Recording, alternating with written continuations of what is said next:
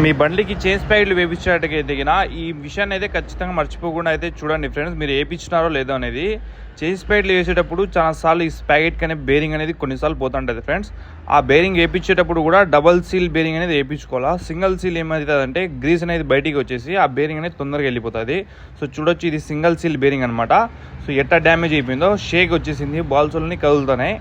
వేయించేటప్పుడు double seal bearing అయితే వేయించుకోండి. బజాజ్ కంపెనీలో అయితే దొరుకుతుంది ఫ్రెండ్స్. 128 రూపీస్ అయితే ఎంఆర్పి ఉంటుంది.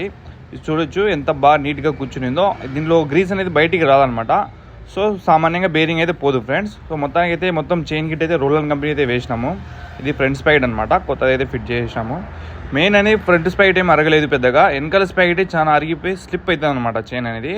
సో ఈ విధంగా అయ్యేదానికి కారణం ఏంటంటే చూడండి ఎట్లా అరిగిపోయిందో మొత్తం పళ్ళు. కస్టమర్ అనేది చైన్కి ఆయిలే వేపిలేదు ఫ్రెండ్స్. బండి తీసుకున్నప్పటి నుంచి చైన్కి ఆయిల్ వేయలేదు. కరెక్ట్గా 200 కిలోమీటర్స్కి 300 కిలోమీటర్స్కి అయితే ఆయిల్ వేయించుకోవాలా. సో వాళ్ళ దగ్గర బడ్జెట్ తక్కువ ఉందని చెప్పింటే ఇంకా మనం రోలర్ కంపెనీ అయితే చేంజ్ ప్యాకెట్లు అయితే ఫిట్ చేయడం జరిగింది ఫ్రెండ్స్. సో మీరు ఖచ్చితంగా ఈ వీడియోని అందరికీ షేర్ చేయాలని కోరుకుంటున్నాను. Thank you so much.